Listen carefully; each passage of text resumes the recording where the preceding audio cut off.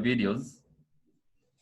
I think Margaret has enabled us. Cake City has enabled us.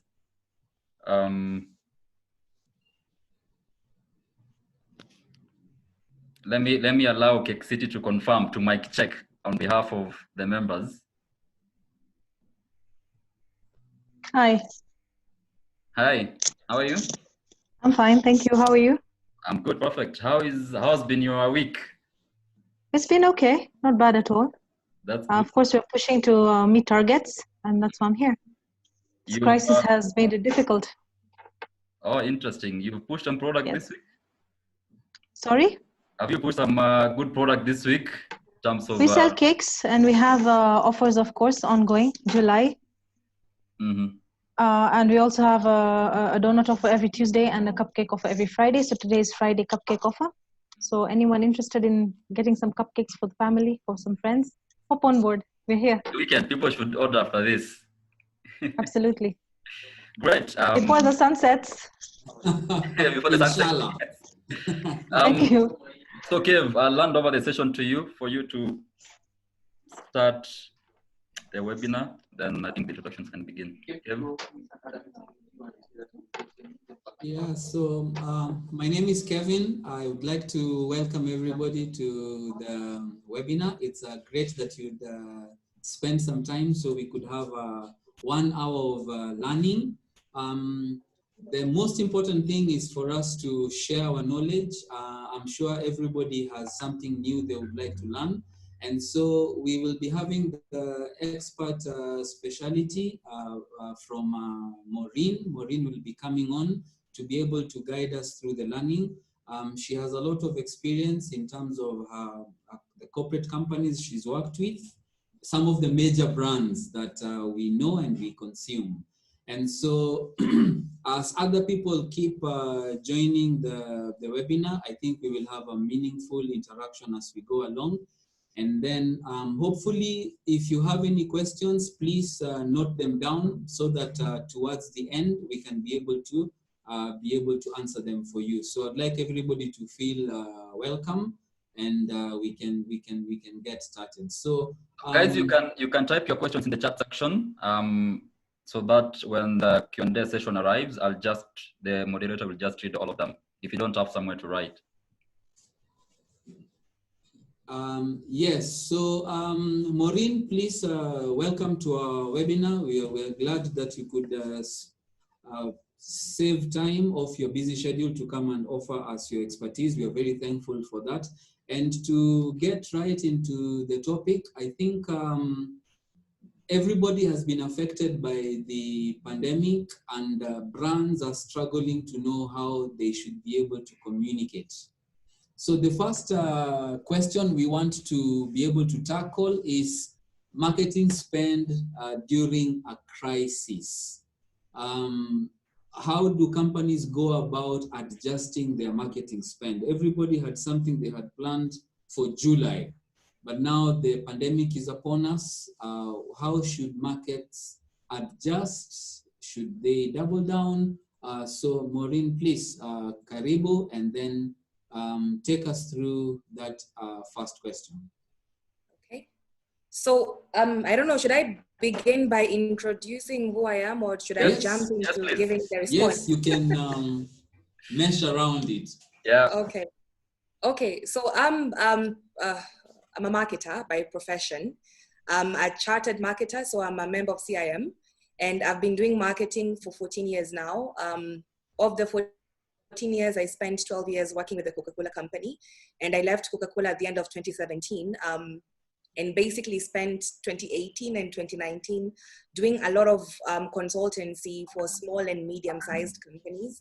And also I was and I still am a tutor for the Chartered Institute of Marketing, the professional diploma. So marketing is something I thoroughly enjoy doing. And I think one of the things also I enjoyed doing the consultancy was, having the chance to work with not corporate clients, or just, a variety of different clients in different industries, in different sectors, dealing with different issues that they were trying to actually achieve. And because for you, the role as a marketer is to really assess what sort of products you have or services you're selling, and then figure out how you're going to get customers to buy into what you have, buy into your brand, buy into your service, and actually convert this into a way that's sustainable for the business. So one of the key KPIs we typically have as marketers is if we're doing our job well, then the company should actually be getting their revenues should be growing on at any given point in time. And for me, so I did 2 years in a combination of consultancy and teaching, which I'm still doing. And then at the beginning of this year, I started working with Red Bull as head of marketing for Kenya. So it's again a new, it's a new space I'm playing. It's a very different company I'm working with. And it's one I'm really keen and interested to see how we basically build the brand within the marketplace. So that's just a little about me. And anyway, questions that can actually come in through the course of this webinar. I love the questions that had actually been put together and the challenge we have within this webinar in terms of marketing during a crisis. Because I know one of the key issues we have had as marketers is, okay, Corona checked in, and in a lot of our economies, I'd say within the region, a lot of us were already having a lot of economic difficulties even before Corona came into the scene.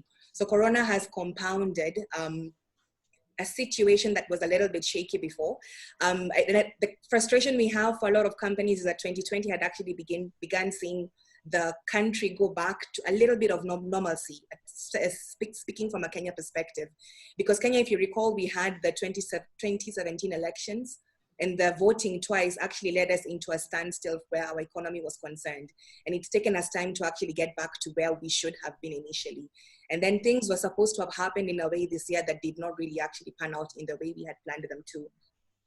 So we had a lot of companies at the beginning of Corona saying, no, we'll actually put a stop on all our spending. And then when we have learned more about the situation, we'll come back and continue doing our spending. But now the trick with this is, because if you're marketing your products and or your services, when you go quiet, your consumers don't really know what it is you're about, and you actually, you fall to the back of the line. One of the things about this country, and we have the data to prove it, is when consumers are making decisions about most of the product and or service categories they go for, first and foremost, a consideration is on the quality of what's being offered. And then the second one, which is, so quality might be like maybe up here, and then what brand are we actually dealing with? So do I know your brand? Have I engaged with your brand before? Is it a brand I've heard about before? So who you are is second in importance to how good of a quality product do you currently have. Now, if you choose to actually go quiet during a crisis, then you're basically putting yourself in a situation whereby your consumers are not really sure about your offering, and you're not also top of mind because you've chosen to actually take a very concerted effort to not put in the advertising money or the promotional drives or innovate within this period to actually get the consumers to know more about you and the products you actually have. So my take is marketing spend during a crisis should never be zero. Ideally, you should assess your business. You should assess your strategy, what you're trying to achieve, and you should assess where you're currently sitting as a business. And then within that, identify what you're trying to achieve within this period. And then if some elements within your tactics do not make sense for this point in time, so Corona, for example, none of us could actually go on the ground and do expos and fairs and experiential activity, but that does not stop you from running promotions via a digital platform, from innovating on the product propositions you currently have, from running TV advertisements, because again, you're in an industry whereby you're actually creating a good or a service that you're trying to get consumers to buy. So having no effort on your end to drive your product or your service and having an expectation from your customers to buy, it really becomes a very hard sell even from a consumer point of view. So for me, marketing and marketing spend isn't only about just driving a TV ad or driving a radio spot. It could be around the promotions you're doing within a store. It could be around innovations, because I've actually seen a lot of different people in different industries use this time to begin experimenting on different ways to repackage their propositions to their clients and actually see various ways of, reaching either new groups they had not considered previously, but now you have the time to actually see if this is something that can actually work for your business, for you within this period when not a lot is happening and consumers are actually hungering for something that is different and outside of the norm. And there's actually a lot of reception to people who are trying to do things differently within this period. So choosing not to spend and choosing not to spend at a time when you really have a chance to do something different would be something very strange to do if you're running a business and actually in it for the long term. I would, yeah, spending should actually be part of the things you're doing to actually to enhance the products you have within the marketplace. Well, thank you so much for the way you have tackled the issue. Spending must go on, but spending must be directed. Yes. And so, like you're aware, many companies have actually reduced the number of staff on their HR. There are places where people have been sent home. There are people who've been forced to take leave they had not anticipated. As we are all aware, school is disrupted. Yes. And living in Kenya, we all know how the school pattern affects all the other patterns because they're actually related. At such a time, how would a small business go about setting out their marketing objectives? Because everything they're going to do is going to be guided by the objectives. If they get the objectives wrong, the outcomes will be wrong, their messaging will come out bland, and it will be counterproductive. So what can you do to advise a small business that is struggling with, now I have to spend maybe less than I had planned, and everybody's training? How do we then put clear objectives into the marketing spend? Yeah. So because for us, typically the way you even arrive at the objectives is having a really good diagnosis of what you're dealing with first and foremost. So again, granted, coronavirus is an extra, it has impacted us in ways we hadn't fathomed. I just came back from a work trip in Nanyuki, and it was really amazing because you have a situation whereby there's a lot of people who are out of work, and you have thousands of people who are now angling for jobs that really don't exist. And I think one of the things we hadn't considered about, no one around the world had actually considered the economic impact of Corona, which is why you're seeing a lot of economies around the world are saying, you know what, okay, great, we get it that this disease is a really serious one, but we also cannot afford to have a disease on the economy. So it's about seeing how you open up your economy and allow businesses to operate within this environment, and then still manage the health repercussions of opening up the business space. So for us, because there's normally the diagnosis you do about the environment you're working in, even without a disease in place. So what's the size of business what sector are you playing in? What's the size of business? Who's your largest competitor? Who are going to be your key competitors? What price points can you actually go for? The consumers you're trying to, reach, do they have the disposable income to actually buy your goods and or your services? What's the perception of the category you're actually playing in? So you have a really good diagnosis of what you're dealing with. And then again, added within this season is to just again understand the consumer psyche around, okay, this disease is here, the economy has been impacted, so people have a lot of savings on their mind, saving for a rainy day. And a lot of people are making decisions about, okay, if I do not really need to buy this luxury item, should I now, push it down a couple of months, or, buy this luxury thing next year? And it just really depends on how consumers are gauging how they want to approach the sales or their purchases within this window. So once you have a really good or fair diagnosis about what environment you're dealing with, then you craft a strategy about your how you actually want to get into the market and bring your plan to life. And obviously your go-to-market strategy is really about choice, because in an environment like Kenya, if you're in a business like, for example, let me use beverages because that's also where I am currently. In the beginning, for us, it was really tempting to say that, guys aren't going to the bars, guys are not going to restaurants, people are, eating and drinking within their homes. So we should just, sit and, pray to God that these consumers get back out there and, one day buy our products again. But you're in a business and it's a luxury you actually cannot afford to have, to just say, the business has gone, we'll wait for it to come back. So you strategize around where you can actually win. So this is the environment you're working in. People have a fear of going into restaurants, but then how do you now begin reshaping yourself to see what other avenues you can use to expand your business profile? So within the supermarkets, for instance, do you begin putting in really amazing at-home offerings? Do you really go hard on e-commerce? Do you really partner now with other non-competitors to bundle your goods and see how you and your different partners within the marketplace can actually approach these different consumers with different propositions? But from a strategy perspective is really deciding on what you want to do. If it becomes, so you say you want to have a channel play or you want to have a price play. So you're like, okay, fine, we'll just, take our losses, reduce the prices for our consumers. We acknowledge that guys are having a hard time. So we'll just use our marketing money to, support price and then communicate and let guys know that we actually have a price offer in place. Or you really go like, okay, fine, we are only going to target younger consumers because these guys tend to have, stronger resilience within this season. So you really become clear about what your strategy is and how you want to go into the marketplace. And then you begin identifying the tactics you have, again, based on the objectives you want to achieve. Because again, for this season, you'll have to make trade-offs. You won't obviously earn the same amount of money you were earning in the same quarter last year, but what are you willing to do to at least get to maybe 50% of what you had done previously? And getting to that will have you forced to make choices about what you do, what you do not do, who you target, who you do not target. If there were niche consumers you had within your portfolio and it's really expensive to go for them, you drop them from your plan for this window. And then you focus on the guys that can actually help you deliver what needs to be done within the time frame that you have, as everybody tries to figure out Corona.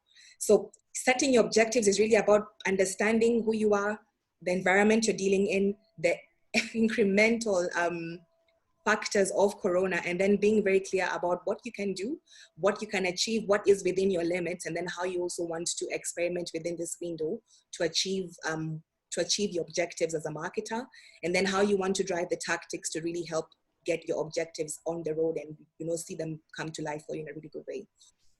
So is it fair to say, in light of what you have shared, every business needs to say, regarding the pandemic, which audience will I now narrow down on? Maybe if I was working with a broader audience, I now need to work with two major audiences and then give them value and work with that segment to recoup some of the profits I would have made. Yeah.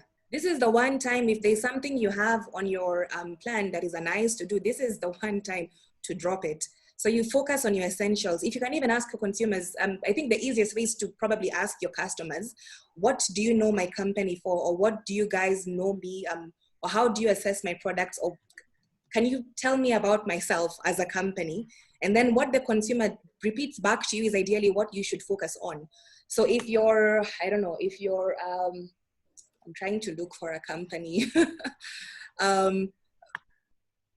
Maybe give me an example. If you're an LG, for instance, because I can see LG here, and we know you for doing fridges and we know you for doing amazing electronics, but if you had maybe ventured into a food business and nobody knows LG for food, and you've been, you spent a lot of R&D on food and perfecting food technology, but people really know you and your core business for electronics, the amount of effort you'll put behind food, which is maybe like 5% of your business, and the amount of effort you'll put behind your core business is probably the same. And in an environment like this, you can't afford to be putting in energy into something that may not give you the yield you're looking for immediately. If you're actually trying to ensure that you manage your cash flow and you keep the employees you have in place and you're actually doing the work to help you drive incremental sales off your core at a bigger percentage than you would get off like a niche business. Unless, again, if you make a call as a business that you really want to support this niche business for the long term, and then dedicate resources to it and actually make a call that this is what you want to do, then that becomes a choice you've made, and you'll have to really honor the objectives you have based on this other business agenda you're pursuing. And to also be very clear that when you're chasing your sales guys to deliver numbers for you, and you're chasing your marketing people to actually come up with amazing campaigns, that yes, you're protecting your core, but you're also going for this niche business that there's no doubt in their minds about what you're trying to achieve.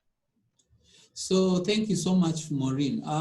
As you might know, marketers in their day-to-day communication, we are sometimes forced to use flowery messaging. My product is the best. I remember when I was growing up, at least here in Kenya, there used to be a product sold to kill cockroaches. Every day at 8 p.m., you would be reminded you have cockroaches because this product comes on screen and tells you this is how you should kill cockroaches. And we used to get amused because as kids, we actually knew that product does not kill cockroaches. So right now, many people are hurting. If you come from a family where your father or your grandfather has succumbed to COVID, anytime COVID is mentioned, there is emotional pain attached to it. There is also suffering because of financial loss. Yes. Here in Kenya, one person supports 10 other dependents. So if you're on a basic pay, you're actually living on a shoestring and other people are stringing on that shoestring. Yeah. So how does a marketer clothe their messaging with empathy and with impact at such a time of a crisis? How do we go about messaging that, number one, is empathetic to what the audience is going through, but still communicates what it is we want to put across as a message? Yeah. It's an interesting one. And I don't know, from the Kenyan context, I know, like I said earlier, Corona came at a time when Kenya was trying to get back its footing. So Corona has basically taken us to 1 week after the elections of 2017, when everything basically came to like a stop. You know, at the beginning of Corona, we had a lot of brands who tried to do this empathetic type messaging. And one of the things we noticed from consumers across the board was, as a brand, it got to a point where every brand was like, you know, we understand what you're going through. We see what you're going through. We hear what you're going through. We get it. We love you. And consumers were just like, okay, guys, gosh, get out of this. This is wrong. And a lot of companies also tried to now force fit COVID into their messaging, but it sounded so inauthentic. Because you're like, now here I am, I'm a TV seller, I'm saying I empathize with you, but I still want you to actually buy my TV set. The TV guy is telling you, Maureen, the TV guy is telling you, wash your hands. You're like, really? Everywhere you go, they're like, sanitize, yeah, and sanitize. You know, you need to sanitize. Yeah. The TV brand telling me to sanitize. Yes. What's the connection? It got very inauthentic and it got very tired very quickly, because it's like every single company was using the same exact PR statement. We understand what you're going through. We are here with you through these unprecedented times. We want you to know. And so consumers are like, okay, fine. If you're there, because the type of thinking consumers will have is, if you're giving me this message as a TV company, for instance, does it mean you're going to come into my life and actually help me with the hardships I'm having? Will you help me pay for my rent? Will you help me buy my groceries? So if you're not going to actually do any of these things, will you help get the COVID tests at a costing that I can actually afford as an individual? Or are you just saying you understand what I'm going through because you want me to, you know, have a good perception of your company? And today, in the world we live in, to be honest, it's actually been the truth. Previously, our consumers are not dumb. They understand what's actually going on. They understand what can actually be done within the space we currently have. And they understand the limitations of companies. So if you're being empathetic and you have no desire, no drive, no programs behind your messaging, don't go there. Because also remember the beginning of COVID, during the social distancing thing, you had a lot of companies say that, you know what, I'll separate my logo to show consumers how they should do social distancing. So guys were like, oh God, what are you guys trying to say? What does fried chicken have to do with Corona? As in, either sell me really good chicken at a price I can actually afford and guarantee me freshness of the chicken when I actually go to buy it, and really keep to the standards of what you're doing and really be the best version of yourself as you possibly can. And if you're running promotions within this window, let me know, but let it be about you and your business and what you're doing. And to be honest, a lot of the feedback we've seen from consumers around being empathetic to them during this point in time is, you can't be the company that's saying, I understand and I'm here for you, and at the same time you've laid off half your staff. Or at the same time, you've basically gone and like, I'm gonna close my business in Nairobi and in like Nanyuki and only focus on my business in Nakuru. So if it's not a brand, if it's not a message you can actually back up as a company, don't go near it. If it's not a message that you cannot put, I think maybe dollars or people or your visions, your values as a company behind it, just stick to what you do. Do it well. When you have propositions for your consumers, let them know what they are. Keep your business running, because we have a lot of people who are really trying their best to support the businesses that are actually within the country. even now when we had the restaurants reopening, we've been encouraging our friends to, go out, support your local Java, for instance. So don't buy all your food online, or don't maybe cook all your food within your home. If you can actually afford to leave your house, go and sit at Java, call a friend of yours and actually have a meal with them to support these businesses.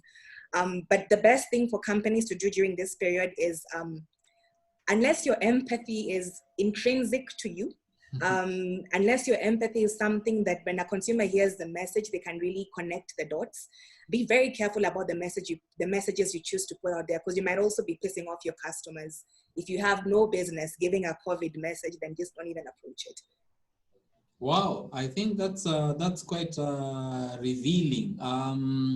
Companies, because of COVID, have been put in a hard place where they now realize the employees are actually critical to their success. Serious, because we've always been critical to companies' success. Where it hurts is that, some companies were not treating employees that way before COVID. There are places where maybe employees are not high regarded because the marketing environment is like, I'll pay off that guy to give me the tender, or I'll use another method. And now, because of COVID, every company, if a company has 60 employees, all of them are now important. But then the company is also constrained. The business was not made in such a way I can look after the employees for 3 months should anything go wrong. And many companies are now feeling we had neglected or overlooked. Can we actually keep these employees that we are pulling, or would we just send them away? If you've had international news, it was very painful in India. I think what we call house helps in Kenya, it appears in India, the domestic workers are millions and millions of them. And the curfew was announced, 4 hours. The country is going to go in lockdown, and millions of domestic workers, they can't go home. And now they also can't stay, and nobody knows where they will go. So if you then hear a company, so if I'm the CEO of a company and I let go my domestic worker, and then here I am coming through the brand trying to tell you I understand, I should be clobbered if I appear down the road. And I don't know, because if you're on Twitter, you see how consumers these days, I don't even know how people are doing it, to be honest, but guys are very quick to pull receipts. So you have like a CEO make a generic message like the one you've just said, but guys are like, no, is this you? Here is you beating up your driver. Here is you, cutting off a third of your staff. So guys are like, so what are you telling us? Exactly. Yes. Yeah. Yes. So how because companies still have to bear an empathetic message, what could we say are simple guidelines about how to do it correctly?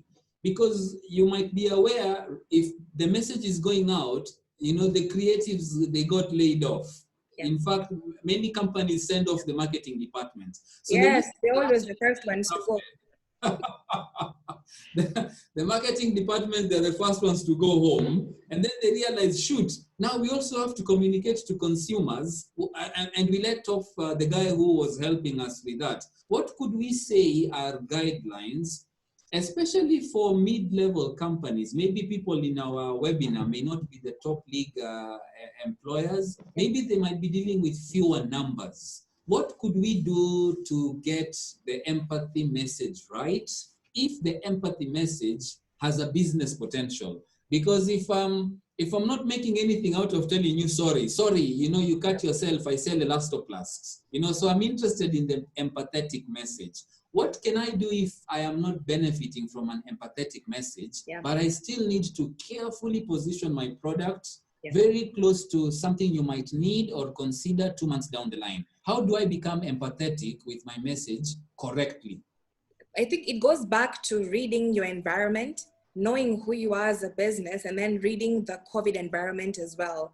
Again, I cannot say this enough. If you have no business talking about coronavirus, please don't. But a way that you can maybe repackage your message, because we've seen the impact of Corona on the economy, on businesses, on jobs, on livelihoods. If you're still in business, that's actually one of the most powerful messages you have, because it means you've chosen to invest in your community and invest in this country as well. And if you're still employing people, that's a message that's actually solid gold.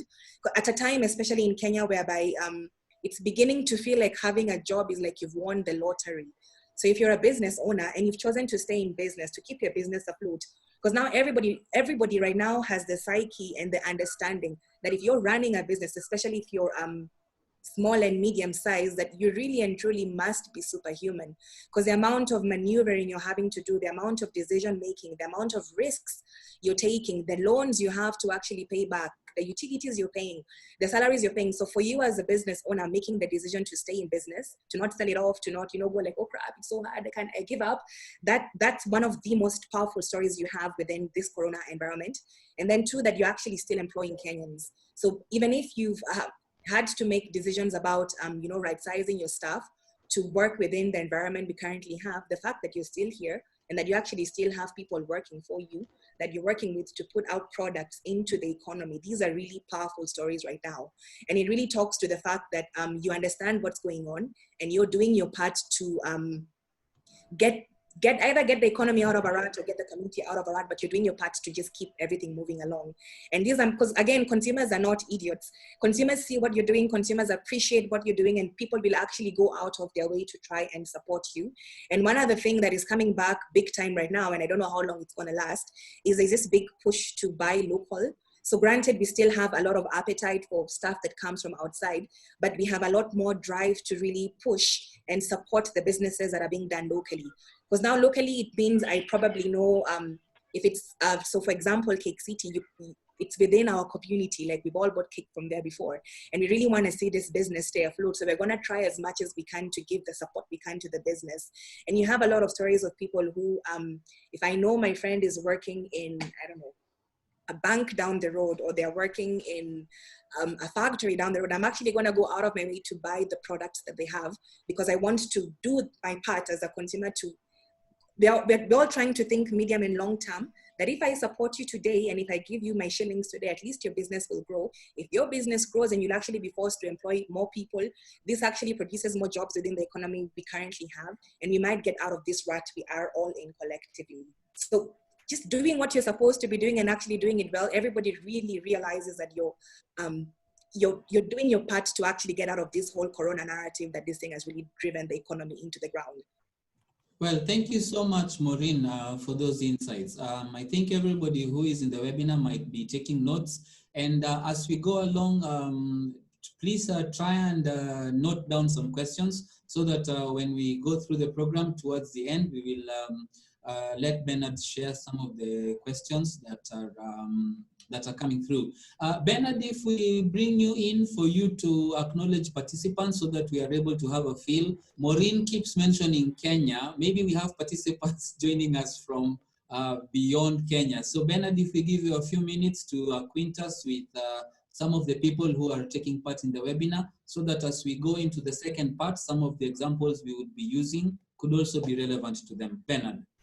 Thank you, Kevin, for the wonderful session that you've had with Maureen. Those are very good insights. I can see our Twitter guy is sending out those tweets for other members, other people to also get a feel of what is currently ongoing. And I've seen some of you have asked about sharing the video. We will share the video. We are recording this webinar, so we will share the video on our YouTube channel, and we will email you the link to that video. And our marketing department will also send out key takeaways from the webinar. So for those of you who don't have access to writing section right now, there's no need to worry.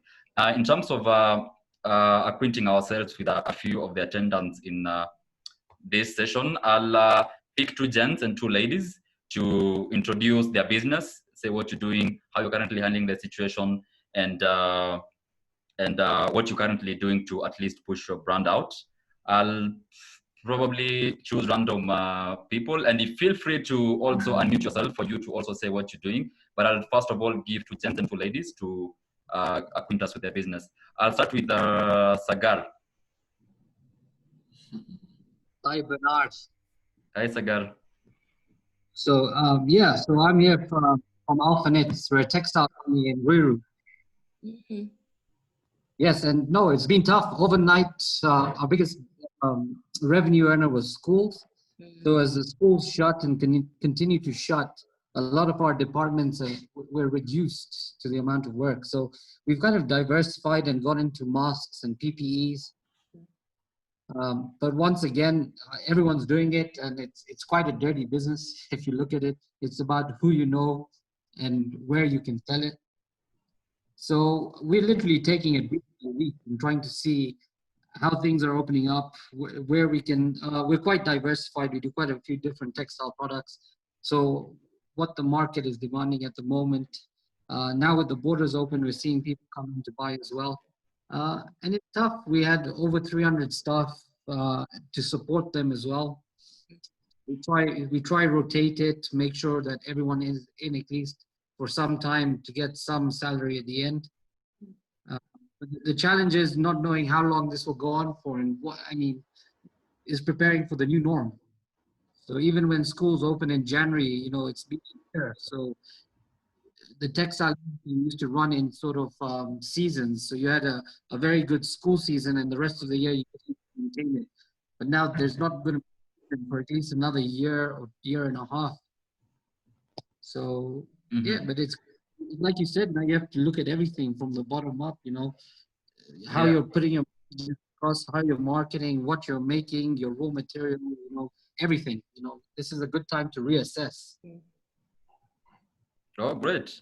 I think that's a very good overview in terms of how the textile industry is currently dealing with the current situation. We understand it's one of those areas that has been hardest hit, considering that schools are getting closed, as well as hotels, who are your biggest customers. So we're glad that you're at least pushing things to ensure that you retain employees, as well as push some product to market. I'll also give a chance to Buari Ondima, a lady. Hi guys, my name is Wari. I run a startup business company. So I started a few months ago, and it's called the Turban Core. So it's mainly headgear, head wraps, African prints, and everything is all Kenyan made, handmade.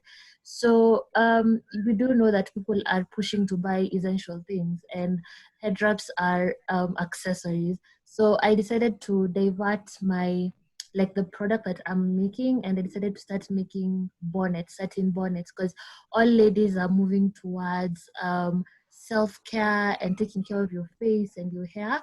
And actually it really boomed because I hit 100 sales last month, and now I'm at 180 sales. So I feel like I'm one of the people who I'd say I have grown during a pandemic, which is a nice thing. But things are getting again slower, because also the economy opened up, and then now you can go to places and you're working on now other things. So it's a whole wave, but we're learning. So mostly I do online, and recently I've been doing flea markets. So now on Sundays, going to either K1, but again, last Sunday I didn't sell anything, and like you pay for the space. So that's also something else. Like you pay, but then you might not make a sale. So you always pray for something good to happen. But it's a learning curve. Yeah. Interesting. I mean, it's an interesting check in terms of how the fashion industry is also reacting to the current situation. Because I've heard you said you mostly deal with products in self-care and everything. So it's good to hear that there are businesses that are actually, especially startups, that are currently growing at this space, and especially taking time to understand what the consumer wants and providing that service. So that's a good overview. I'll give Brian Buter.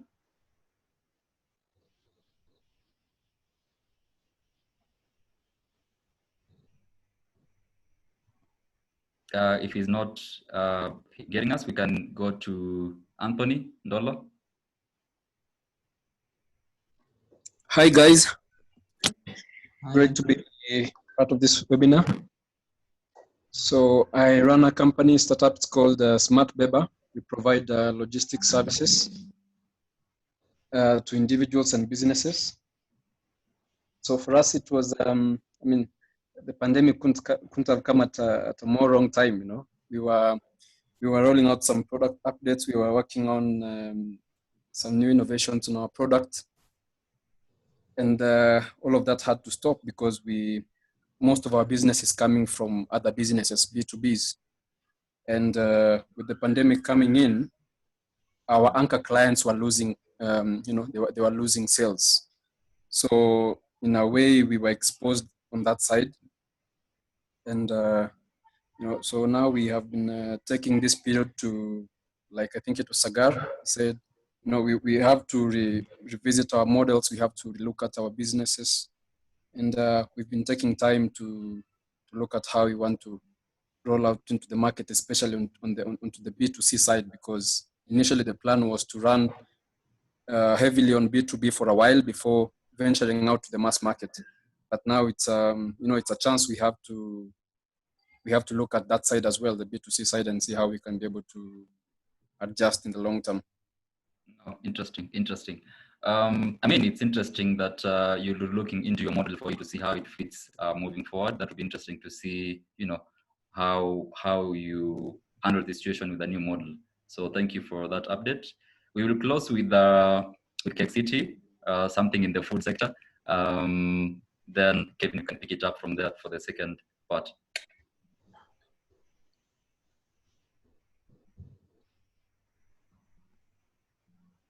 Cake City?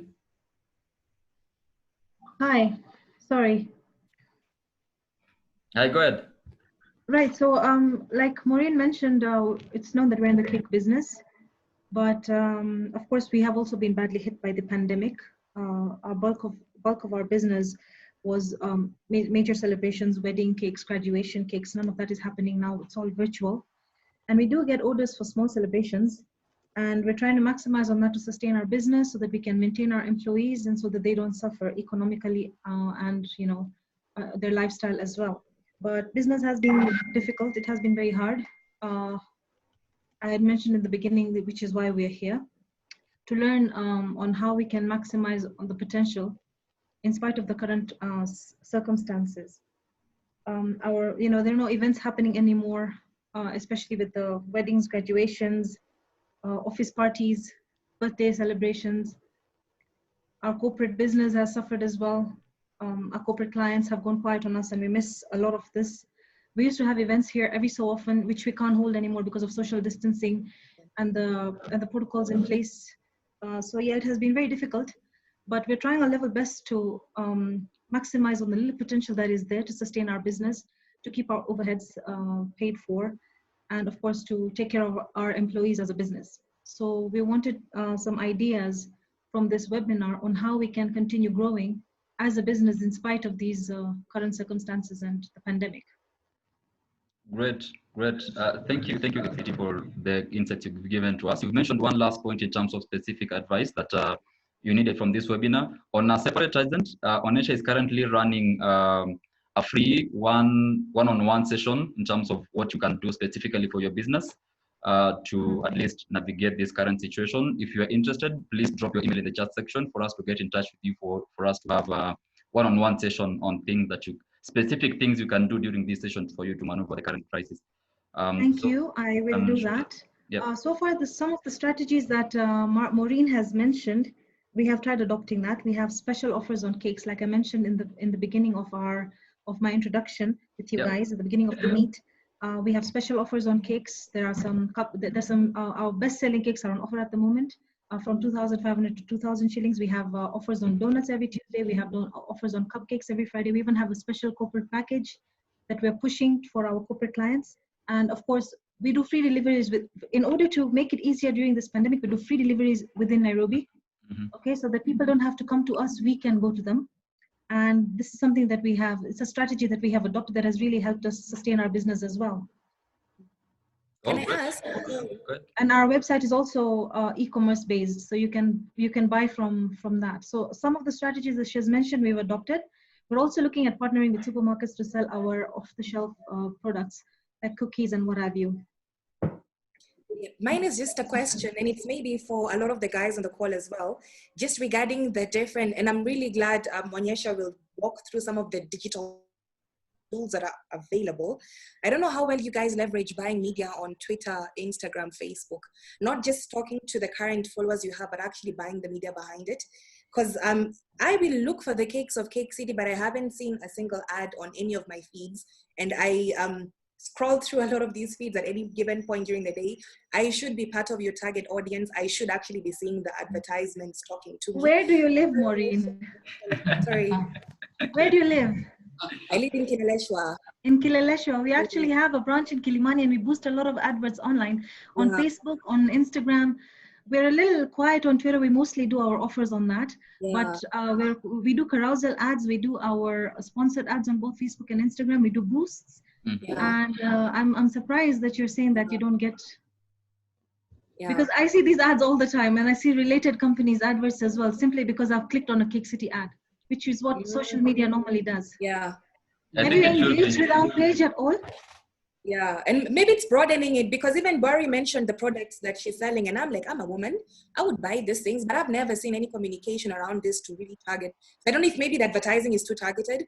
Actually, no, we have a radius that we choose for every branch, and it's about a 3 to 5 kilometer radius. So it should have reached you. Yeah, no. Yeah, Maureen, but since you mentioned you're in Kilimani and you're in Kileleshwa, then you can, always grab a piece of cake or a 1 kilo, 2 kilo. You can take advantage of our cupcake offer today. Maureen should place an order at the moment. I'm telling you, I don't even know what you're waiting for. Get free deliveries. So we deliver free of charge. Okay, we don't do the cupcakes free. Where's that cake from? The cake is going at the moment.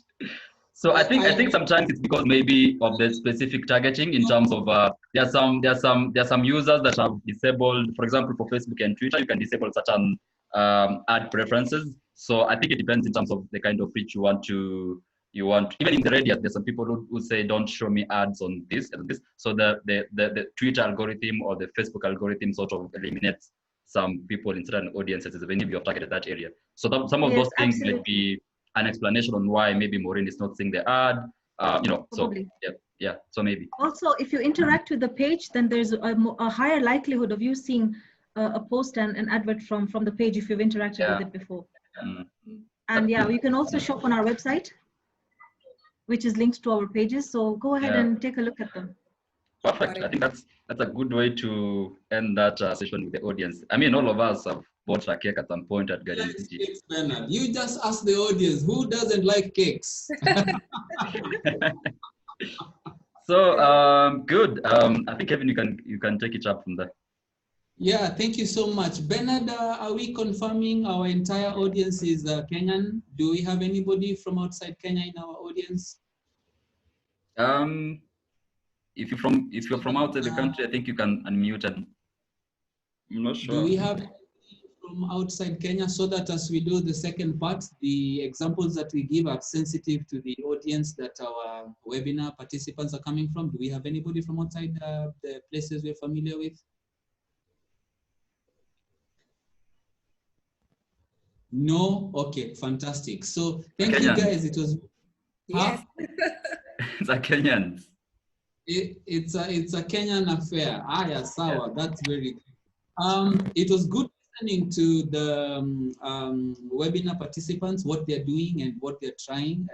I think this is part of what we had intended, so that as we now go further, and we will have to pick up the speed because of time constraint, if Maureen could guide us, apart from what's going in the immediate, I think for marketing to yield results, we have to be tactical. I'm doing this because of the immediate, but I have to do this other thing in order to come out of the situation that we are in.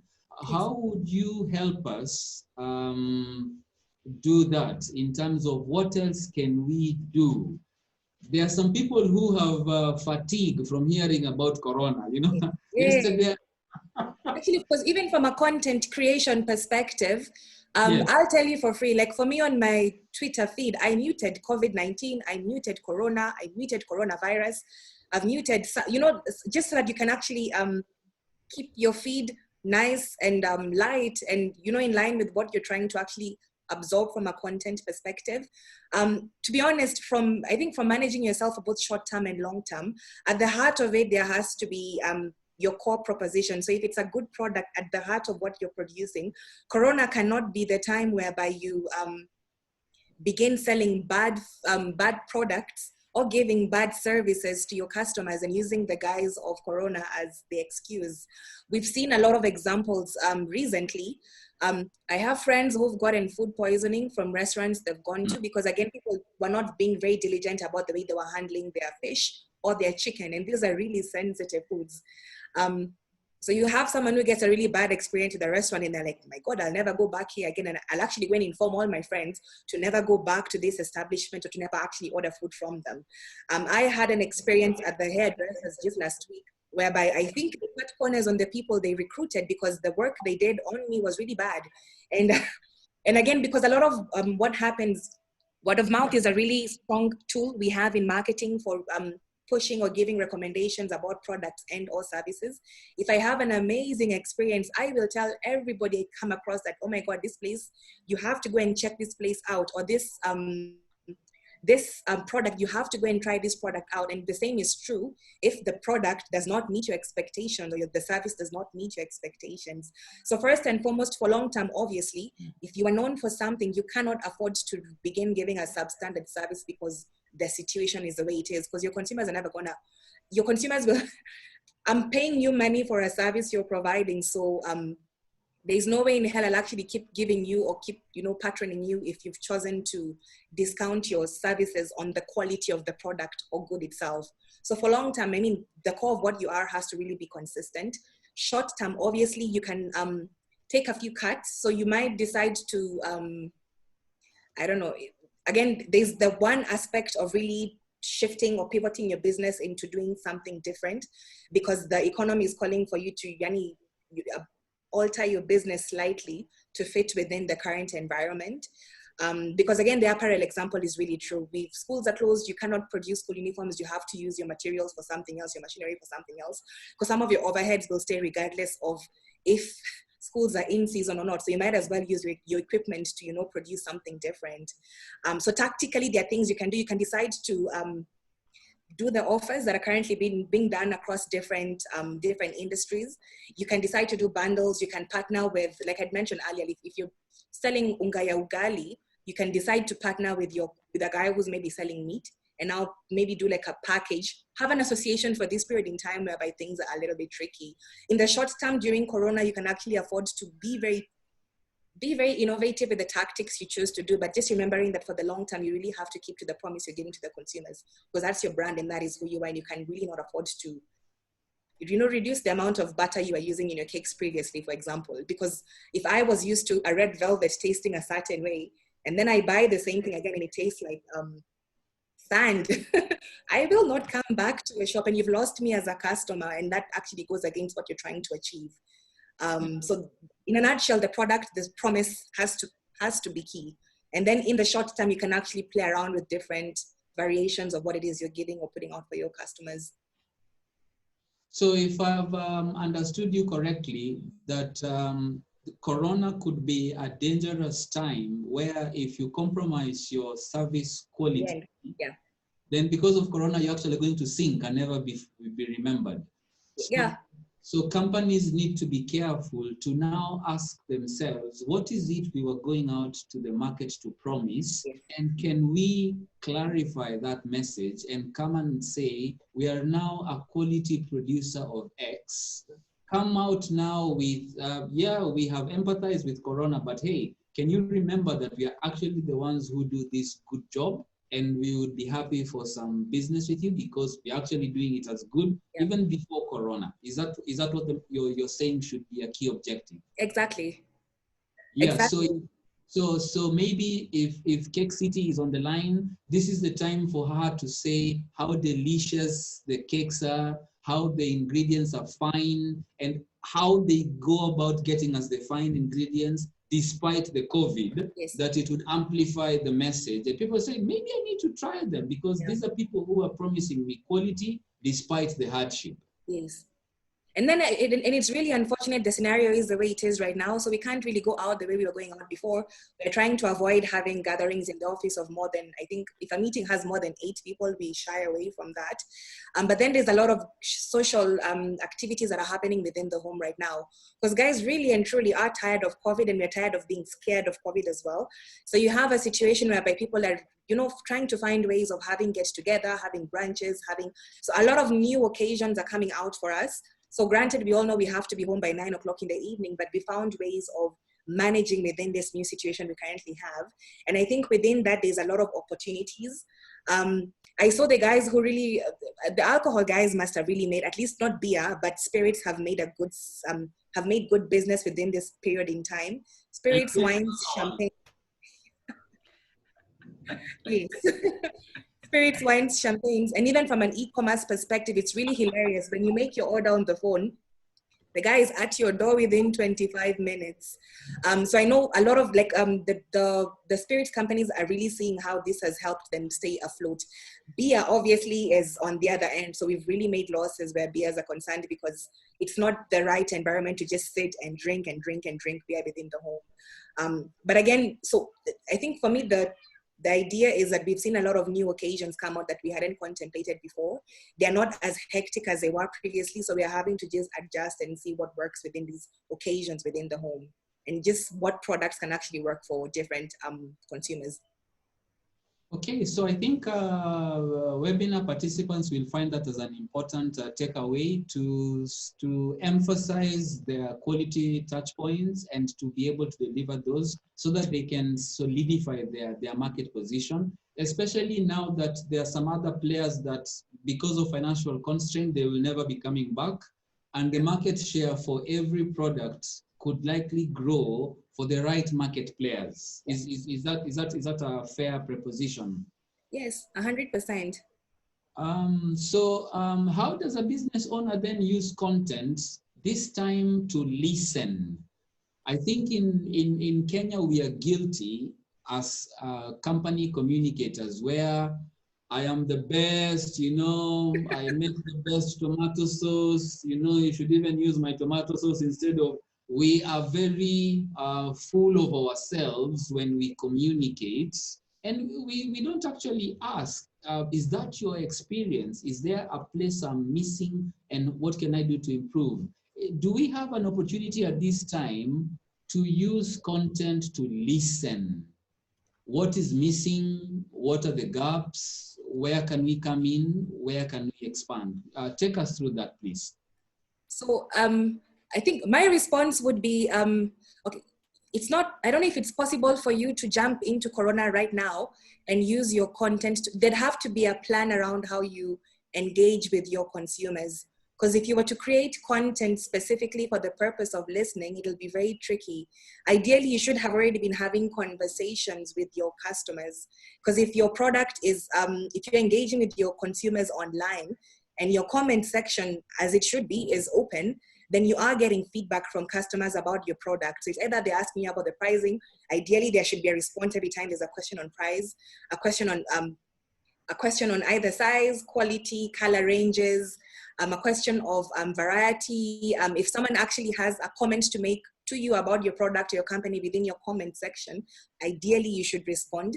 A lot of us use the comment section, be it Twitter, be it Instagram, no, not Twitter, actually Twitter, Instagram, Facebook, to gauge and see what consumers are saying about us, and to also gauge how they perceive us, and also just what's on their minds. So there is one, the direct conversations that they will have with you on your pages, and the mentions that you'll have from a variety of different consumers.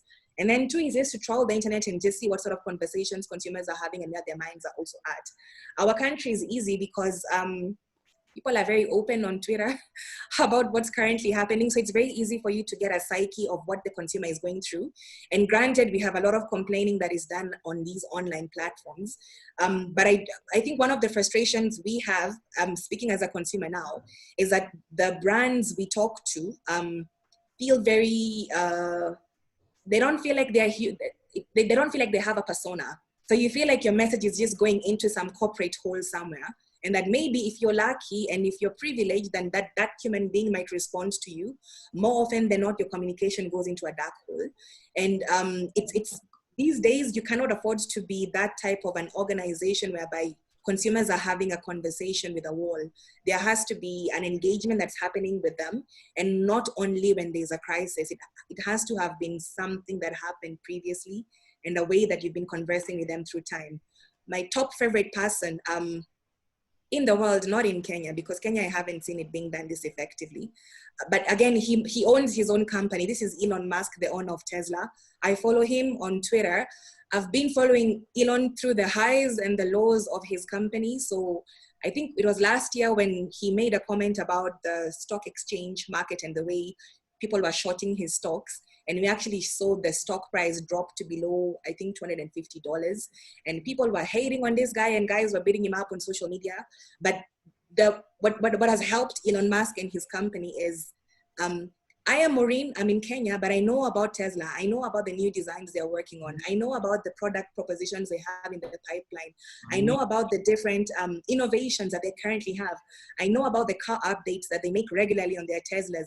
I know when the updates are due. I don't even own a Tesla, and I know a lot more about this company than a lot of the companies I know locally. And then Elon, I also like him because he engages with us, his followers, a lot. I think he also operates as the chief marketing officer for his company, because even I take notes about, yes, the way he does his marketing. So he corresponds with us, and he doesn't take himself too seriously. So he occasionally will post in some funny memes and tweets on his feed. So you get a sense of who this individual is. And he is such a nerd. He loves what he does. He loves his business. He's poured his heart and soul into the business. And I feel like him and I feel like he's a friend. We have a two-way engagement. And he's in the US, he's a billionaire, he's got millions and millions and millions of followers. But me as an individual, I can actually talk to his company, what he does. So if I ever got a chance to actually buy a Tesla, I would be amongst the first ones online to actually buy one. Then when I come back home in Kenya, when the companies talk to you, it feels very stiff. It's fun. Yeah, it's very, oh my God, I'm in a suit and a tie, and I'm really trying to engage you as a customer, and I'm friends with you, and I'm being very cagey about what my prices are, what my propositions are. I'm being very cagey about, what I'm actually trying to offer you. So we have some examples of some guys who are trying to, change the mold of the way companies interact or brands interact with individuals. But I'd say the majority is very stiff.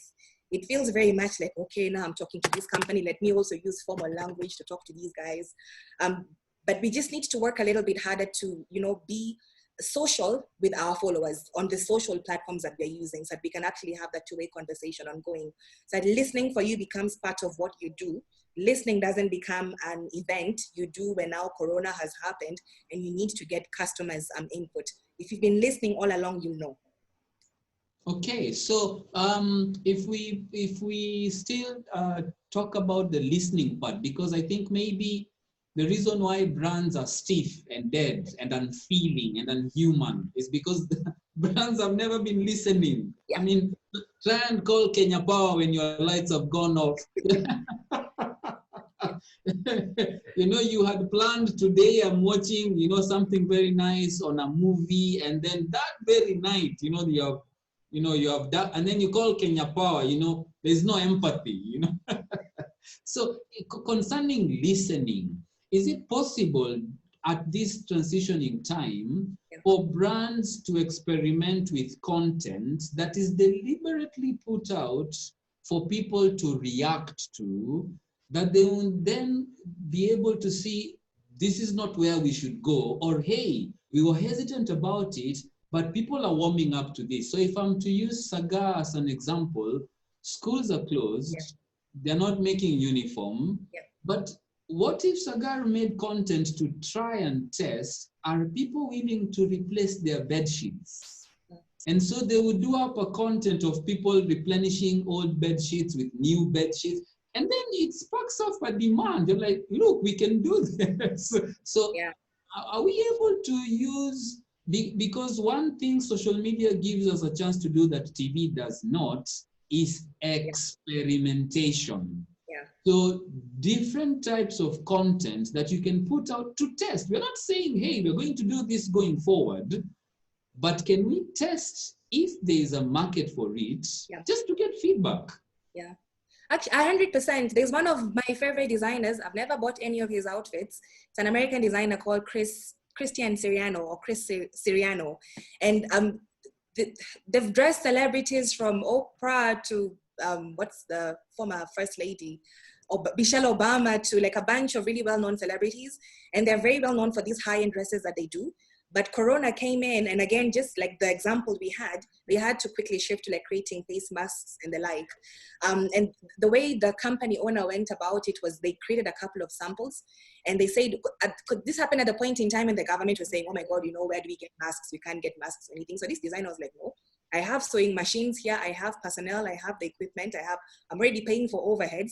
So let's begin creating masks. So they began just putting out the posts on their social feeds to just go like, hey guys, we've begun creating these things. Would you guys actually want to buy them? A lot of demand really came through. So now they went into the channels to actually get the government approval to come and co-sign off the masks that they were creating.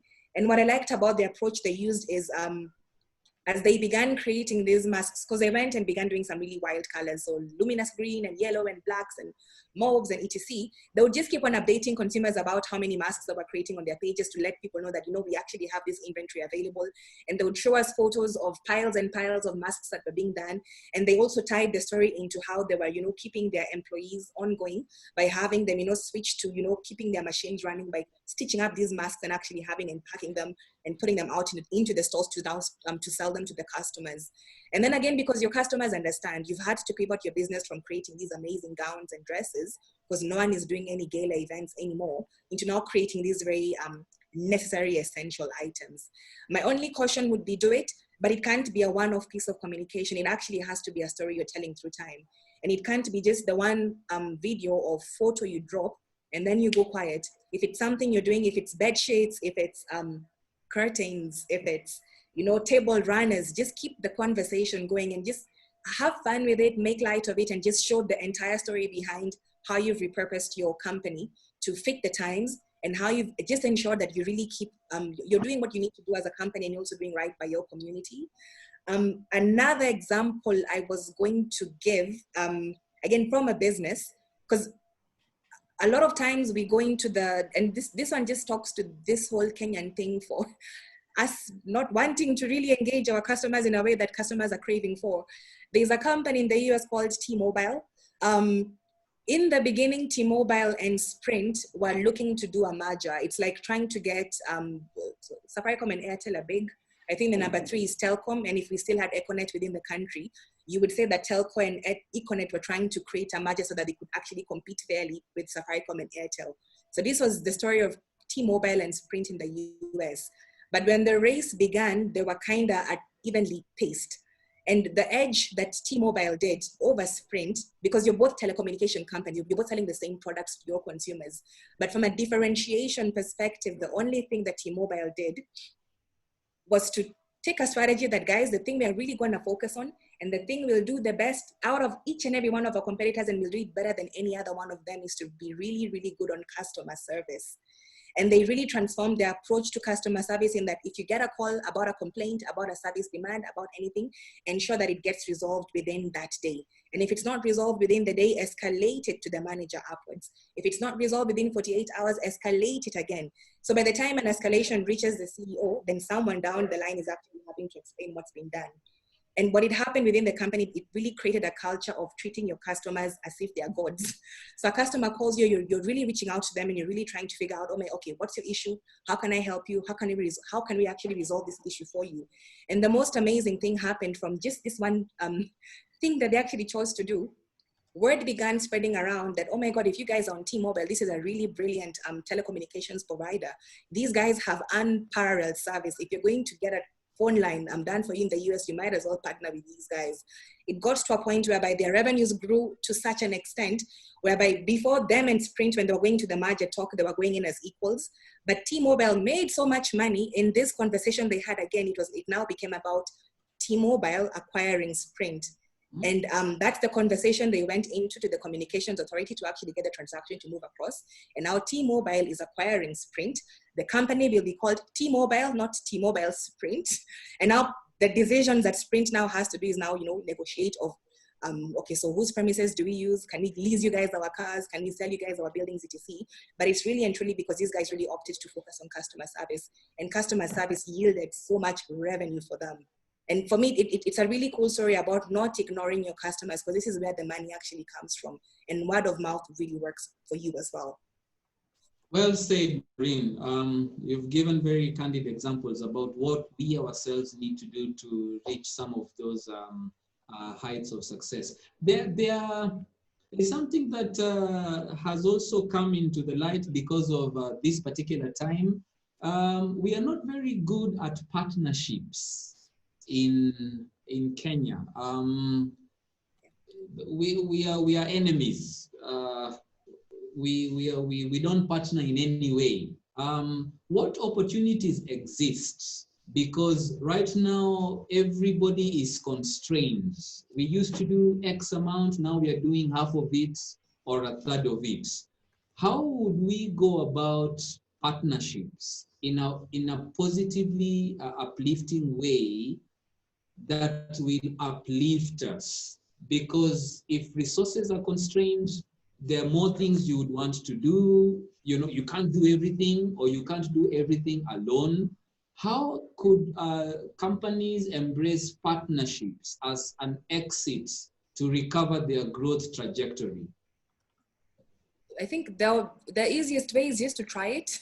Find a partner, do something with them. Because I know the mentality we have in this country is that if I partner with you to do something, I'm going to lose something. But the opposite tends to be true. When we partner, we actually get double our share, double our customers. We get access to different markets. We get to expose our different clientele to things that they would not otherwise have seen if I had chosen to go it alone. I think the trick for Kenya is just getting guys to understand that there's more than enough for everybody. So right now, I know we're in an environment where things look constrained. And again, we have the compounded issue in this country whereby you feel like you have to, know someone to get things done. So again, if you share your contacts and you've really lost your one chance. But for a lot of sectors where we've seen people actually trying to go into partnerships or just trying to actually, do something and make it work, then we do find that the markets are there and there's actually opportunities for us to, to grow. I would just encourage, just try and see, because it's also something we've also seen when we try to work with influencers, because you don't get a lot of our, some celebrities work together, and the ones who've actually done, they see their followers grow, their reach grow, their exposure grow as well. And then you have a lot more people who really want to hold on to what they have. But the guys who are very keen on not partnering with other people, then you just stay within the circuit that you were in. I would just recommend try it and then see what happens. There's absolutely nothing to lose. Yeah, using an example from media, in the UK, one of the leading news outlets, Daily Mail, most people have, they look at Daily Mail, and for some reason, if something happens and you follow that story in Daily Mail has a picture that nobody else wanted to publish about the same story, and people are interested in that extra detail that Daily Mail just makes on their website a place where people can send the picture. That feature is not there in any other news organization. And so they have huge traffic and they do very well. And I think beginning of this year, they actually rolled out a new platform where they are showing news from other news organizations. So this is what Daily Mail is showing. But if you want Financial Times, this is what Financial Times has. This is what News It has. This is what everybody else has. And that particular site has grown. I mean, it has it has attracted many other people who are now, and they're benefiting from it because it's their initiative. So if we are able to get out of our, what can I call it? Maybe we are scared we will be enveloped, and we're not bringing out what can we bring to make the partnership strong and work for both of us. If that's something that we can be able to ride, and yeah, maybe that's something that we can be able to look at. And looking at Elon Musk, I think he's the first company that partnered with NASA to send, the space launch. It was because of partnership. If he was going to do it on his own, maybe the US regulation was never going to permit him. So he said, let me work with NASA, so So if the people in the webinar, if they can be open to exploring partnerships as one way, then maybe out of post-pandemic, everybody will emerge stronger. Yeah. So that's something we can look at. So as we need to wind down because of time, so members can have some reactions and questions. But maybe one last thing I might want to bring about is how do we manage a crisis? Many people are in crisis. I mean, if you've gone through social media, people are having a mental crisis. Families are having a crisis. Yeah. Schools are having a crisis. Parents. Parents, I empathize with parents because of this whole thing. Gosh. How do we handle crisis in a way that maybe do we need to say, this is how far I can go, and for you to state it? We had media organizations that they didn't open up to their staff. Look, we can only have 10 people. And they went about it, so there are court cases. I mean, there's a court case with a school that charged online fees, and some parents were not happy with how much was charged. And so without handling a crisis, you know, we create other crises. So what could we do to handle crisis correctly and say, look, guys, this is how much I can do. Can you help me see how we can do more together? What would you give as guidelines? I think that, because the first one would ideally have to be who you are as a company, what your values are and what you stand for. Because if you take the example of this news organization that, you know, surprised their employees on Sunday evening with a, you know, with a note that, oh my God, your role is now redundant. For me, that talks to company culture. It just means something already was fundamentally quite off. And even if they were to retain their staff, I don't think this staff would go out of their way to do right by the company and actually help it achieve its objectives. But if you're a company on the other hand, where you've been open, or openness, transparency, a part of some of the values you have, and integrity, even in the way you treat your employees. When a crisis comes along like this one, everybody knows calls are being made and you have to actually do right by your business. In most instances, again, because it's been happening not only in this country, but around the world, people understand that everybody's having a hard time around this. So you have to really make choices. We're making choices at personal levels, we're making choices at family levels. And it's really unfair to expect that businesses are not expected to make choices based on the existing circumstances. So currently a lot of education has really happened right now to, I think, inform both employees and I think different people to be aware that choices will have to be made. But I think the trick is the how it's being handled. So if you're going to treat your employees like, you know, disposable, assuming you cut off like a third of your staff, depending on how you do it, the 2/3 you remain with can actually help you get to your next growth phase. But if you go about it horribly, the 2/3 you remain with can actually be the ones who really kill your company forever. And then at the family level as well, because people are having to make choices about, you know, so maybe we used to eat sausages every day of the week, or we used to eat beef, you know, steak every day of the week. Guys, we're going to become vegetarians. Yeah, we can grow our plants in the kitchen, or we can actually do something to help us sustain this period and actually keep our nutrition levels up to where they're supposed to be. So at the family level, people are making these decisions. And I think everybody recognizes that it's really tough on people. I've seen this, for me, I've seen it being very tough on primary breadwinners who've lost their jobs, and being very tough on mothers who have kids who have to now homeschool their kids and still manage their jobs and actually keep things afloat.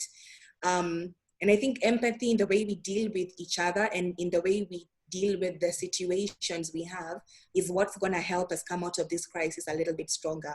Obviously, at the back of it is being very clear about who you are as a business, what you're selling, what your strategies are, and how you intend to, you know, achieve your medium-term goals, and then what gymnastics you'll do in the short term to actually help you survive this period. But also being and staying very true to yourself and being very aware that your customers, your consumers, your employees, because you also have families who are customers and consumers, are watching your every move and will judge you based on how you handle the situation at the moment. Okay, I think that's very well said, and thank you for helping us understand. If you have 7 people and you have to let go 5, the 2 that you will remain with, you You need better to be careful. shouldn't make you sink. Eh? Yes.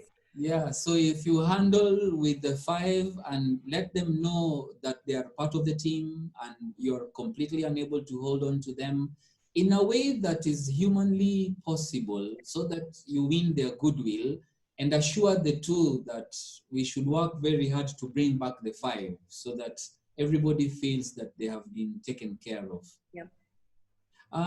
So there is one area that most people are turning to, because right now across all types of media, I think social media, many people are turning to social media, or many people are using online as one channel. I think it was today that it was announced through April, May, June, Netflix, they got 10 million global customers. Here we are thinking our service is not essential, but the Kenyan who you're ignoring is actually paying Netflix to be entertained. Yes. So there's a role that companies can play in terms of how they use digital, how they leverage digital. They may not necessarily use everything, but they need to be good in 1 or 2, Yes. so that Cake City can know that there's an emerging demand for cakes in Komarok, and we've never been going there, and the flavor they like in Komarok is not the flavor we have in Westlands, and this is what they need. So there is a particular slide that Bernard will show to showcase tools that are available for people to use, and if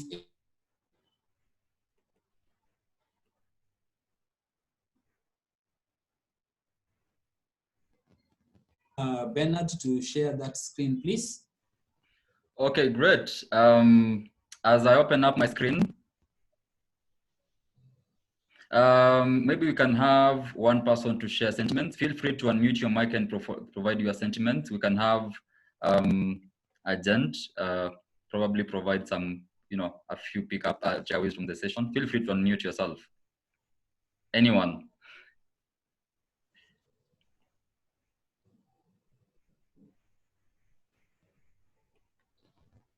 Okay, so this is Anthony again. Yeah.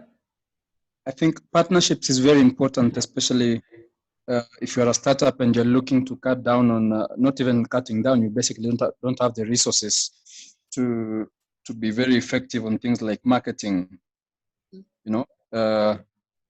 Partnerships for us, what we did is there's a company that provides transport services, but then for them, they specialize on the trailers, the 28 tonners.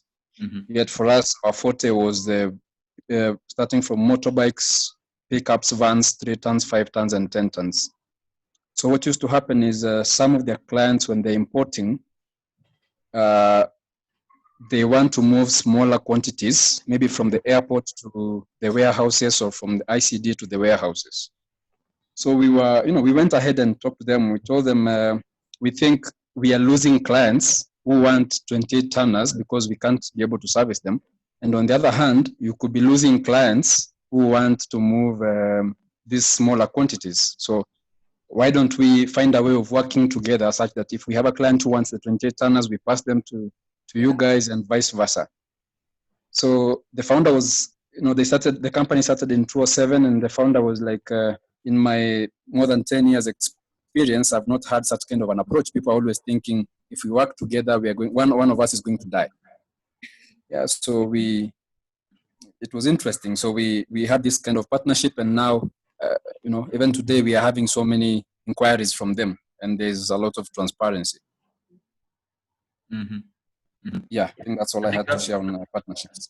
That's a very nice takeaway in terms of how partnerships can actually help you get through this moment. More so if you need complementary services, or you can offer complementary services to people who think you can overvalue. So we will close the session with a small presentation from Levis, our technical person, in terms of what tools are available. We've taken you through all these things that you can do for you to ensure that you put out your message to people who might need your services or products. So what tools are out there that you can use as a business owner to ensure that your message gets out? Sometimes most of us get confused. Should I use Facebook? Should I use Twitter? Should I use, you don't have to be everywhere. So there's a niche that you have to create for your brand for you to be, very effective. Again, using an example of Elon Musk, even if it's far-fetched, the guy doesn't have a Facebook account, but he's using Twitter heavily because he knows that is where most of his customers are. So even you as a person who runs a small business or growing business or medium business, you have to ensure, even if you are in 10 platforms where you're pushing out your message, identify at least 3 platforms where your audience is actively in. Some of your people may not be in, for example, Twitter, but are very active on LinkedIn. How do you build a very strong strategy for LinkedIn for you to ensure you connect with your market in that platform? So I want to hand over. Can you all see the screen? I'm not sure how you will say you can see the screen. I'll choose one person to say they can see the screen to ensure that I'm on the page. Maureen, can you see the screen? Maureen Imanene. Yes, I can. Perfect. So that means everyone is seeing the screen. So also feel free to drop your questions in the chat box so that when we close the session, we can pick 2 or 3 questions for us to at least have Maureen have some closing sentiments. Feel free to tweet out the sentiments that you are picking from this webinar. Hashtag Onesha Webinars, hashtag COVID-19 brand strategy on your Twitter feed. So Levis, you can take it away. Okay. So just to give you a brief background of who is taking you through the session today. So our team is Onesha. The company is Onesha Technologies. You've seen some of our members. There's Bernard there.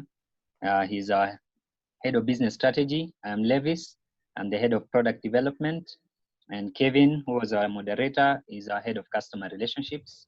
Onesha started back in 2016, and we have a focus in the creative industry and digital marketing. We work with freelance creatives, so it's a network that we are currently managing, and they have been able to do over 1,000 jobs remotely. And all this conversation takes place through these online channels such as email and our online platform. And we've served over 120 clients in 10 countries, both single jobs and some retainer month on month.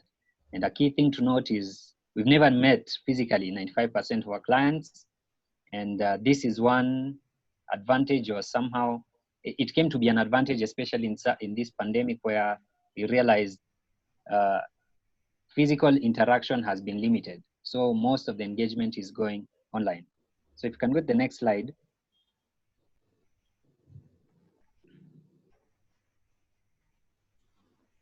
Yeah, so I want to give you a brief background of digital marketing, and this, some of you may have started implementing it in 1 or 2 or so means, but as you can see, the channels available in digital marketing is not limited to social media alone.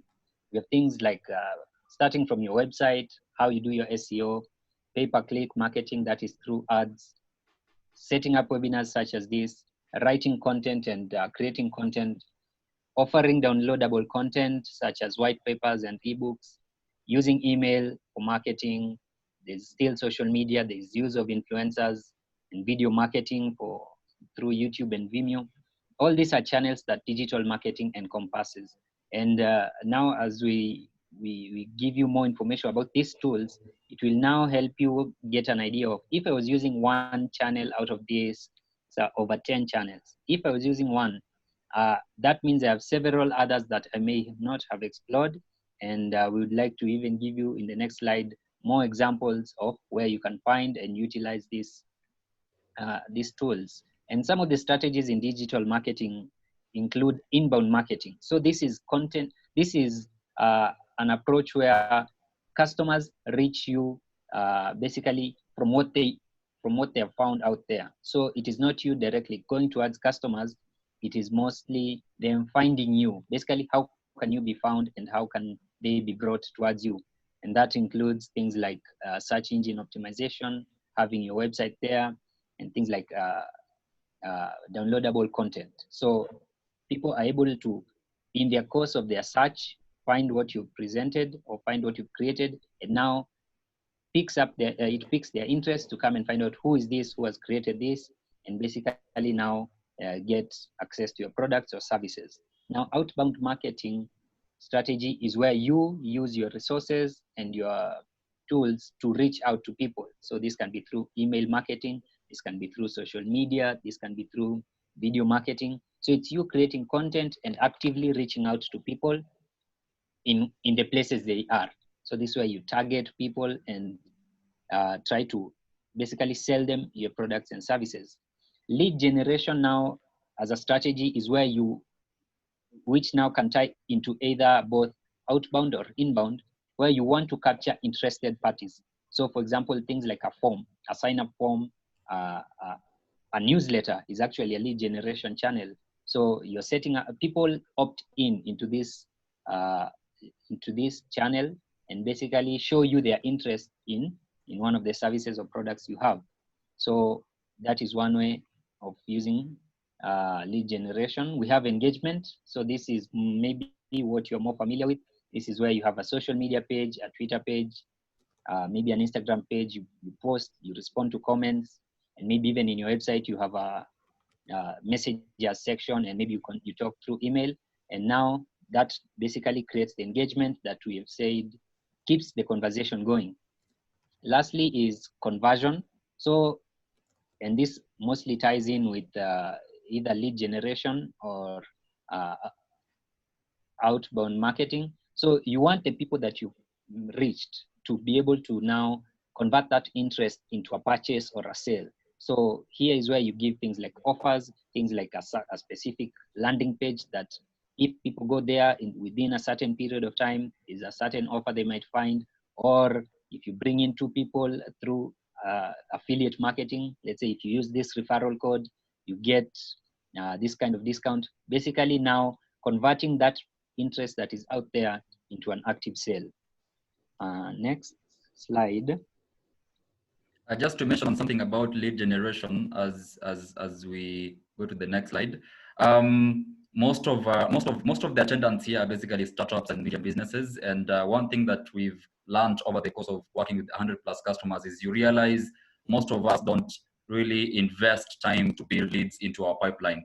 You ask a business owner, how is your pipeline looking for the next 2 months? They tell you they have no one they're talking to at the moment, or they don't have a clear strategy on how to build a pipeline. For example, if you look at, let me use an example of say, I'm trying to pick a business from the people who are attending. Say Amos Ndeto, he deals with mobile app development. So if you are to ask Amos Ndeto, do you have a list of leads that you have next month who are more likely to be your customers in terms of buying of services? And have you positioned your company at the moment to ensure that you are attractive to those people? So if you have, say, a list of 100 people that your sales team is talking to, even if you are one person, you probably have a list of 100+ businesses you're talking to. You have to ensure that 10% of that 100 people convert. So if you have a small list of people that you have developed in terms of pipeline, either from social media or any other channel, the list, the small your pipeline in your customer development, the less likely you are to hit your target for the next month. So as you explore all these different channels, ensure that you have some sort of lead generation mechanism to ensure that your business is up and running. And I wanted, Cake City has requested to do a parting shot before they leave because of time. We are also finalizing this in the next 10 or so minutes to allow you guys to please enjoy your weekend. Feel free, Cake City, you can give us your parting shot. Thank you so much. We are happy that we joined this webinar. It has been very informative. As parting shot, I wanted to touch base on how this pandemic has actually put us on our toes, such that the quality of our cakes has literally improved from what they were before. We've been on our toes because we do not want to lose the little market share that we have at the moment. Competition is stiff. Every other individual has become a baker, as you may be aware. And our cutting edge is therefore our quality, the fact that we go to the customer does not have to come to us. and the high-end ingredients that we have been using. Our suppliers have also been very, very supportive, supplying us with the freshest and the most high-quality ingredients so that we can maintain the quality of our cakes. In freshness, in taste, texture, and of course, what do I call, durability as well. So yeah, we do have some cakes that with fresh cream that wouldn't last long, but we also have buttercream cakes that are very good and will last longer, and therefore you can have them for a longer period of time. So yes, this pandemic has, in as much as it has affected us, it has put us on our toes, and with the market being flocked with bakers in every corner, we have upped our game. So I'd like, I just wanted to tell everybody else in this meet that use every opportunity to your advantage. And just because there's a pandemic, you don't really have to give up. And it's actually an opportunity for you to put your best foot forward. Although competition is stiff, you can stand out like we are trying to at the moment. Sawa. Right. Sawa. That's a good overview. And after this, guys, go to I think they have a store along Kenyatta Avenue and one in Westlands. Those are the two that I know. So feel free to drop by. So thank you, Keck City, for attending the meeting. Yeah, we have 5 branches actually. We're in Kilimani, we're in TRM, we're in Gigiri. So in case you're passing by on that side, we're in Westlands, and we're also in CBD. Yes, Avenue House at CBD. Yeah. So if you're passing by, the CBD and you're on your way, just pick a cake and on the run. We're there. Hopefully, so, thank you, everyone. We should all agree that all the 19 people here in the next webinar we have, you give us cakes, and we'll have a nice webinar where we'll be eating cakes by Keck City. Will be the sponsor for the next webinar. So thank you, guys. So I think I'll hand over to Levis to continue so that we make it. Thank you so much, and have yourselves a lovely evening. Cheers. Cheers. Cheers. Levis, you can carry on, and let's make it brief because of time. Okay, so some of the tools this gets into examples for digital marketing. We have the usual page management tools: Facebook, Twitter, Instagram. That is where now you can set up your page and engage and respond to your followers and clients on these platforms. Web search and SEO. So how can you be found online? Through your website, placing ads through Google and other platforms such as, we call them DSPs. So basically these are partners who have access to many of these other sites. When you go to Daily Nation, you see ads there. When you go to some of these Kenyan blogs, you see ads there. So in addition to Google ads, we have this DSP where you can now do more of the advertising. We have the meetings and webinars through tools such as Meet, Zoom, and Skype. Email marketing can be through tools such as Zoho, MailChimp, and HubSpot there. We have content creation, where you can do things like blogs, infographics, and reports. Design through tools such as Canva, Bitely, Filmora, and also YouTube for posting your video. Community engagement, we have forums and chat rooms, and of course, file sharing. For example, when you have downloadable items, and just use Google Docs and Slack. We have mass media now, which is more reaching a wider audience. The disadvantage in this case is you might not have a very good targeting manner compared to digital marketing, but otherwise you can reach a lot more people in this case. So newspapers and magazine ads, radio spots, and TV. And each of these mostly will require some kind of content. Basically, for you to have a TV ad, you'll need the videography done, you need models and all that, and a script. So we are mentioning them as things that tie into that mass media marketing strategy.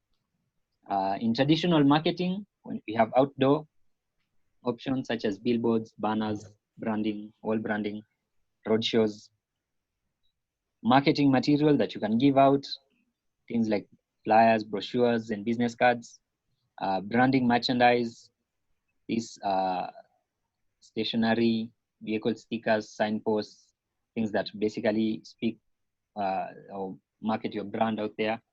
Then we have promotional items that you can use maybe when carrying out a promotion, giving it out to potential clients, t-shirts, mugs, cups, and such.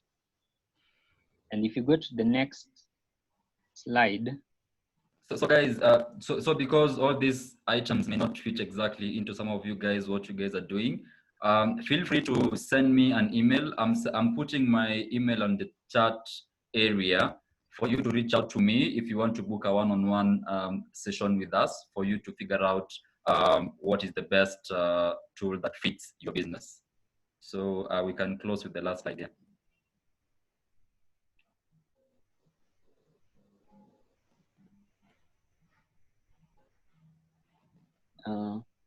Yeah, I can see it. Okay, so specifically when it comes to social media, we would want you to know that there are specifics, basically in terms of a potential use case or where they work most effectively. So for example, in social networking, we have tools like Facebook and LinkedIn, and they're good for the general audience and B2B marketing.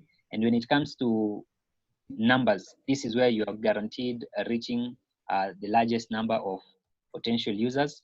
We have microblogging sites such as Twitter and Tumblr. They're good for specific niches of customers where you now want to engage with people who are already interested in a specific either topic. There's photo sharing sites such as Instagram, Snapchat, and Pinterest, good for youth-based and interactive marketing. And here you have to be very visual and be on, like, you have to be in time, or basically know what's trending, because in these youth-based sites, there are people who are always in, you can say, in trend. Yeah.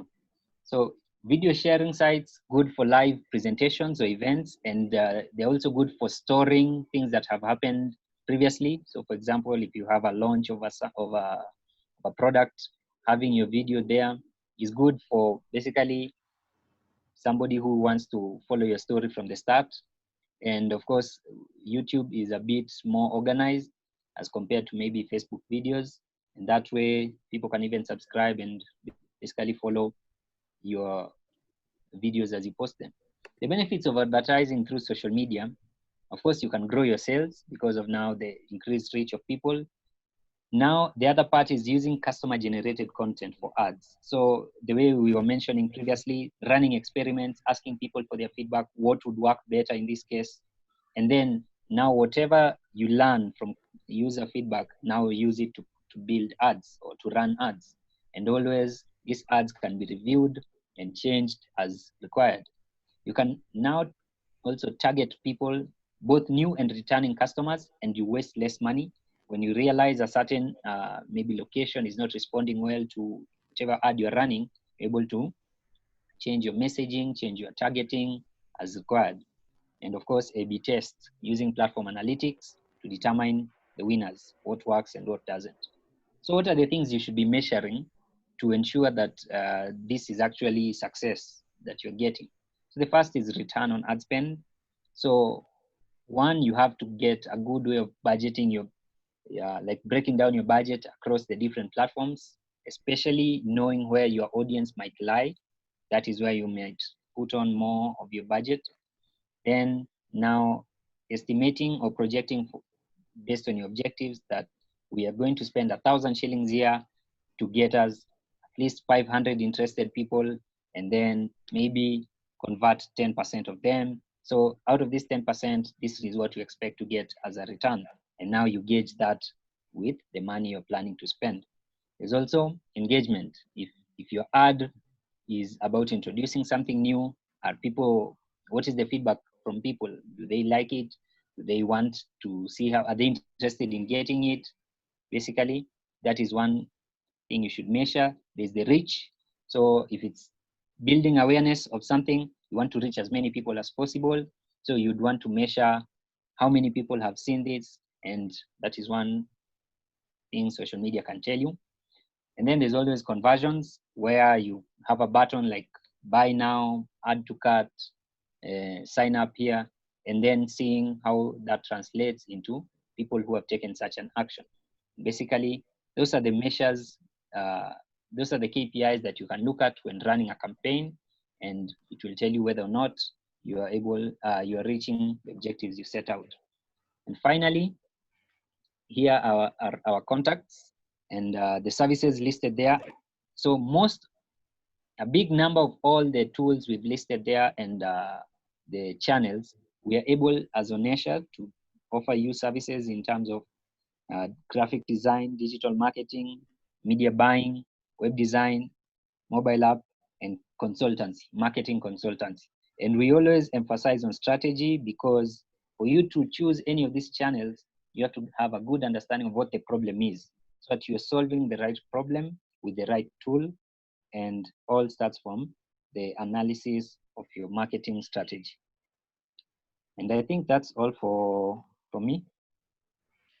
So thank you guys, thank you for the session. And it's also important for, I think, our attendants to note that Onesha is not a traditional marketing agency like Scanad or all these other big companies. We work with a very strong network of creatives who are skilled in various sectors.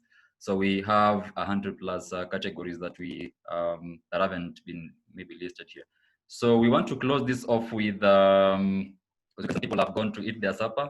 We can get, maybe let's get one audience reaction from Amos Neto, and also one audience reaction from this lady called Anne. Then we call it a day.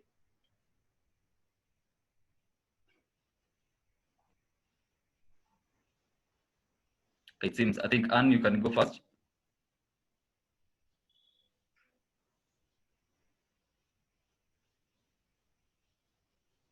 Okay, I think maybe, I don't know the audio.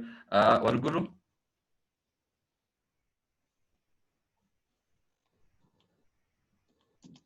Is it the audio, sorry?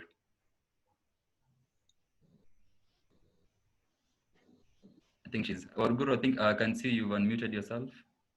Oh yeah, good evening, everyone. All I can say is that I'm really grateful for this session. I'll take note, and I'll take note of what you have advised us, because actually moving from what is current to innovating is where the challenge comes in. Because you know, when you're already settled on a particular way of working, innovation is usually the main challenge for most businesses. So thank you so much, Onesha. Great, thank you. Let's get a reaction from Brian Buter.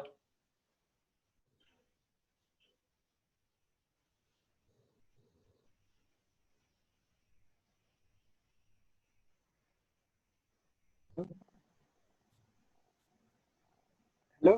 Yeah, we can get you.